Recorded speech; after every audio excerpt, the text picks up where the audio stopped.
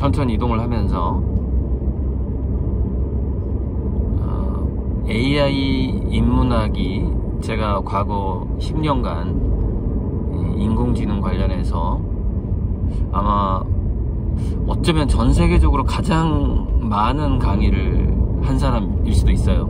제가 최소 600회에서 이제 제가 600회까지 카운팅을 했어요. 언제 뭐 했다, 어디서 뭐 했다 해가지고 왜냐면 그 이력서에 내려고 600회까지 이제 세고 그 이후에 안 셌어요. 그러니까는 아마 600회에서 1000회 사이로 강의를 했는데, 그때 이제 뇌과학 강의로 시작해서 인공지능에 대해서 반드시 언급을 했었는데, 강의가 이제 후반부로 오면서 인공지능 얘기를 더 많이 하게 된 거죠. 그래서 이제 2017년에 EBS 미래강연 Q에 나가면서 그게 이제 또 정리가 많이 된 거죠, 인공지능에 대해서. 그래서 인공지능 시대에 던져야 될 뭐 4가지 질문 해가지고, 왜 쓸모없는 것들이 귀해지는가, 왜 질문이 권력이 되는가, 왜 병원은 사람을 죽이는 곳이 되는가, 그리고 또 하나가 있는데 지금 생각이 안 나고, 그 4가지 질문을 그때 뽑은 게 2017년이에요. 그래서 그때 질문이 권력이다라는 게 맨 앞에 들어간 상태로 질문이 너무 중요하구나라는 것을 그때 제가 강력하게 강의하기 시작한 게 이제 2017년이죠. 그래서 지금 챗 GPT에 대해서 평가를 하는데, 뭐 얘가 거짓말을 잘한다 뭐 이렇게 하는데, 이게 딥러닝이라는 것이 인간의 두뇌를 모방했다라는 것을 이 AI 인문학에서 굉장히 중요하게 생각해야 될 필요가 있어요. 무슨 얘기냐면, 인간의 두뇌가 진화해온 그 역사를 어느 정도 챗 GPT는 마치 발생 반복설처럼 따라갈 가능성이 많다라는 거예요. 그러면 챗 GPT는 왜 그렇게 자연스럽게 거짓말을 잘할까요? 이게 우리 이제 인간이 걸리는 그 뇌질환 중에서 작화증이라는 게 있어요. 정말 내가 공부하면서 신기한 질병이 2가지가 있었는데, 그게 작화증하고 얀톤의 실명이었어요. 얀톤의 실명이라는 것은 자기가 실명을 했는데 자기가 실명을 했다는 걸 인지 못하는 병이에요. 되게 웃긴 거예요. 모든 게 다 보이는 거예요, 자기 눈에. 근데 단 익숙한 환경에 있는 것이 있다라고 착각하는 거예요. 약간 시각은 잃었는데 두뇌가 시뮬레이션으로 그 과거의 어떤 그거를 보여주는, 과거의 이미지를 보여주는 질병이죠.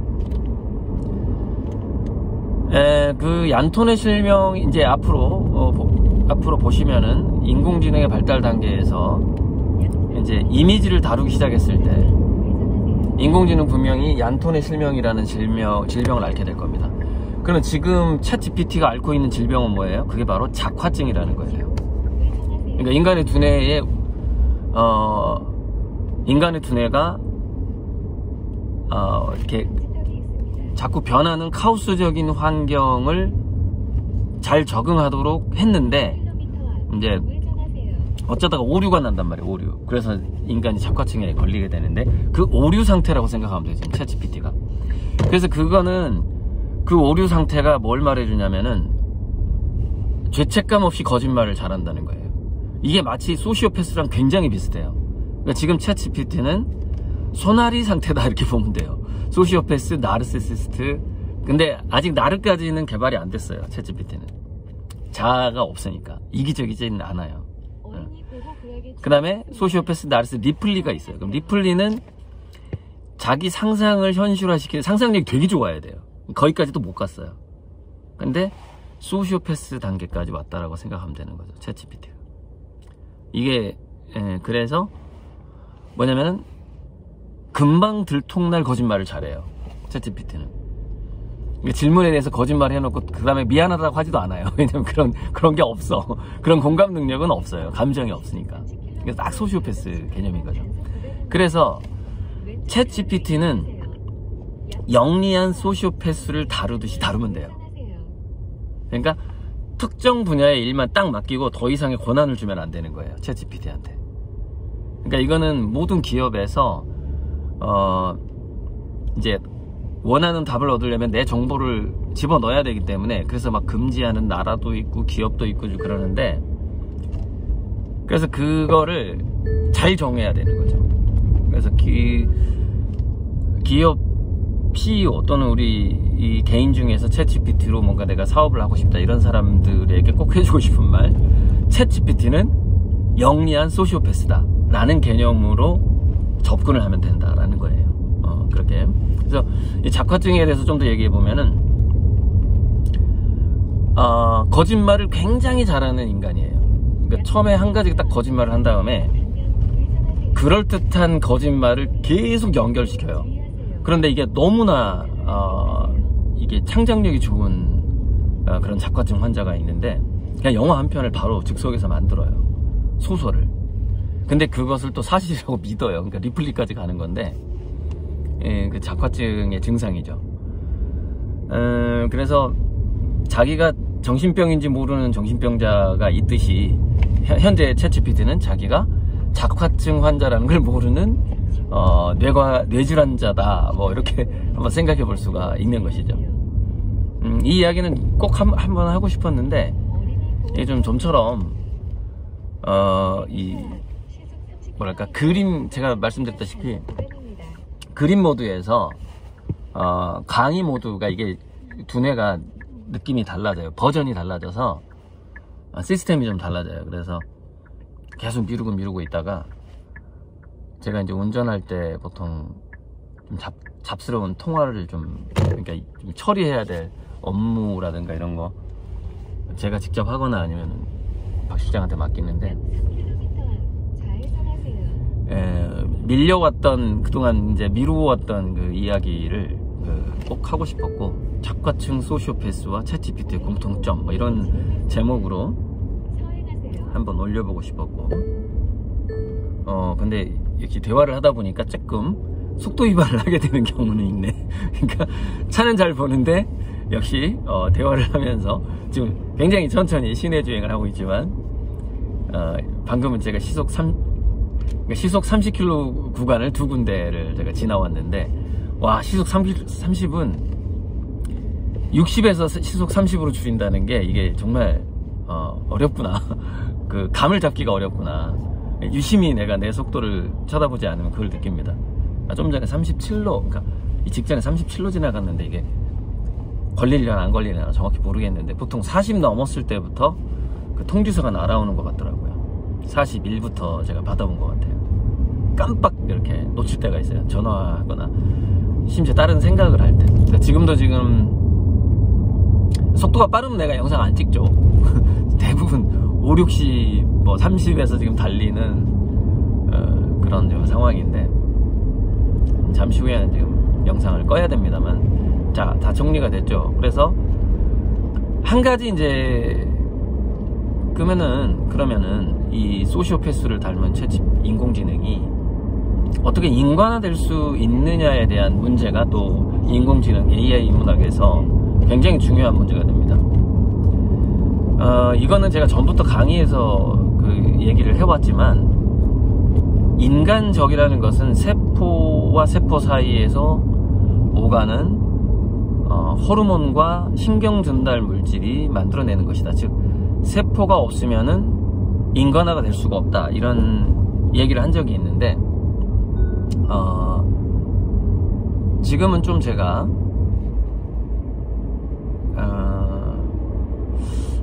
인공지능이 더 발달을 하다 보니까 세포를 사용하지 않는 공감 능력도 발달할 수 있다는 느낌이 듭니다. 최근에 인공지능 발달을 보면은.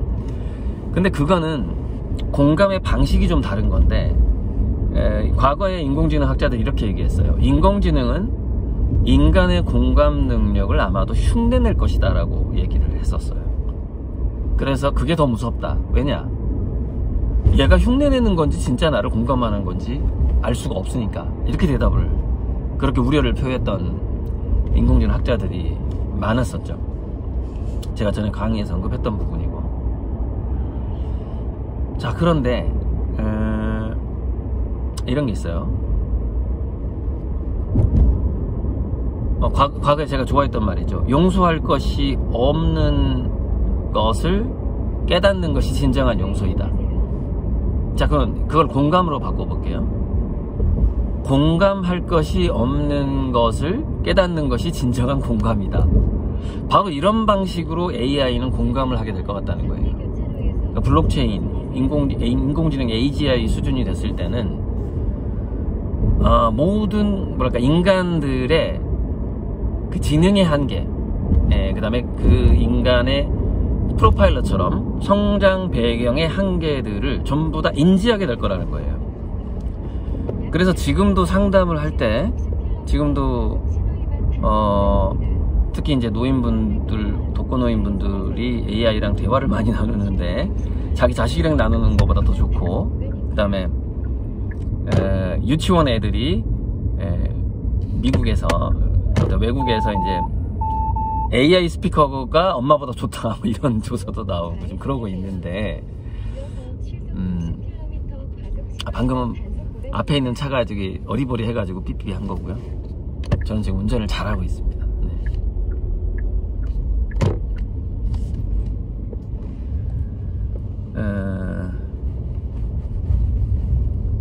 자, 그런 방식으로, 그러니까 AI 붓다의 개념이 나올 것 같다는 거죠. AGI가 제가 전에 이제 인공지능과 미래인문학 서문에서 말했듯이 착한 지구촌의 그 추장이 될 것이다 라고 얘기를 했었는데, AI 붓다의 개념, 그러니까 진정한 공감은 아닌데 모든 것을 공감할 수 있는 능력이 생겨버리는 거죠. 그게 우리 인간은 그 거울 뉴런이라는 것을 통해서 상대방이 어떤 곤란한 지경을 겪거나, 그럼 우리가 그래서 표정이 발달하게 된 거거든요. 그래서 우리가 그 소시오패스들, 정신병자의 그러니까 뭔가 좀 냉혈한들을 보면은요, 표정이 발달되어 있지 않아요. 적절하지가 않아. 그러니까 늘 살살 실실 웃고 있는 표정을 짓는다거나 뭐 이렇게 표정의 변화가 없어. 표정이 약간 특정 표정으로 치우쳐져 있어. 그러면 그거 약간 정신적으로 문제가 있는 거거든요. 그 왜냐면은 그게 이제 소시오패스의 증거일 수도 있는데, 왜 거울 뉴런이 제대로 작동을 하지 않는 거예요. 그러니까 인간의 표정이라는 것은, 공감이라는 것은 거울 뉴런이 작동하면서 상대방의 근데 이거는 경험도 중요하죠. 상대방의 그 감정을, 호르몬 물질을 그대로 느낀다고 하거든요.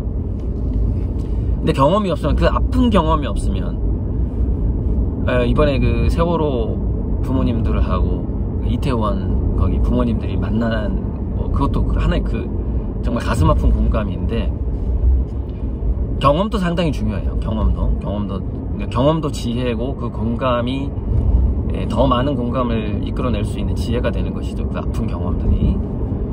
근데 어쨌건, 자, 이야기가, 그래서 그 세포 간의 신경 전달 물질이나 호르몬의 소통을 통한 공감이 아니라, 그건 인간적 공감이고, 동식물의 공감이잖아. 식물도 그 물질을 내뿜는 공감을 하거든요. 식물들끼리 연결이 돼 있어요. 그래서 특별한 그 화학 물질을 페로몬처럼 내보내요.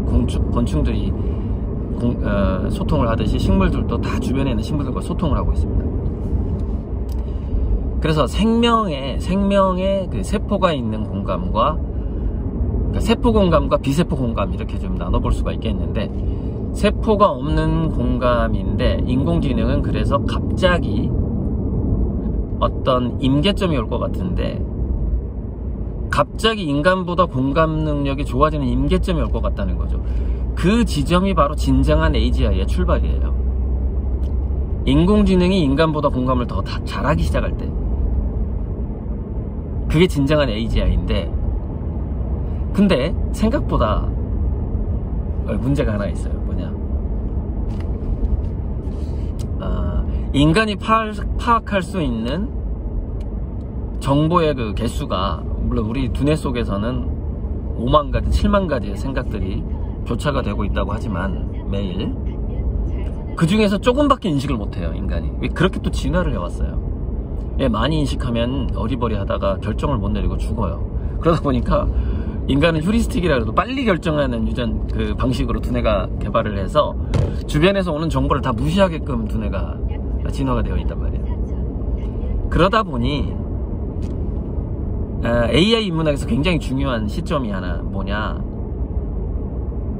주관적으로 인간은 인공지능이 정보 처리가 우리 인간이 두뇌가 받아들일 수 있는 어느 정도의 한계를 넘어서면, 제가 말하는 완벽한 공감의 그 비세포적인 공감의 상태에 인공지능이 이르지 못했다 하더라도 인간은 그 인공지능을 AGI로 느낄 것이다 라는 거예요. 그래서 제가 그 시점을 2024년 가을로 본 거예요. 지금 그 시점에 되게 다가가고 있어요. 그러니까 저는 예전에 그걸 챗 GPT-4로 얘기했는데, 저는 이게 얘네들이 그 마케팅상 뭐 챗 GPT 3, 3.5, 4 마치 휴대폰 팔듯이 이 인공지능을 팔아먹으려고 자꾸 숫자를 늘리고 있어요. 그런데 지금은 챗 GPT 3.0의 연장선상에 있는 거예요. 챗 GPT 4라는 것은. 그러면 방식이 비슷하고 단지 그 자료만 많이 때려 넣었을 뿐인 거거든요. 그 방식이 바뀌는 게 진정한 챗GPT-4죠. 그 방식에서 업그레이드가 되는 것이 2024년에 일어날 것 같고, 그때쯤에 돼버리면은 진정한 AGI가 아니지만 대부분의 지구상의 인간들은 완벽한 공감의 상태가 됐다. 제가 휴대폰 안 만지고 바로 갑니다. 지금 넘어갔지만 라고 느끼게 되면서 드디어 이제 AGI의 그를 선언을 하게 될 것 같다 이 말이에요. AGI 등장에 대해서 인간들이 선언을 하게 될 것 같다.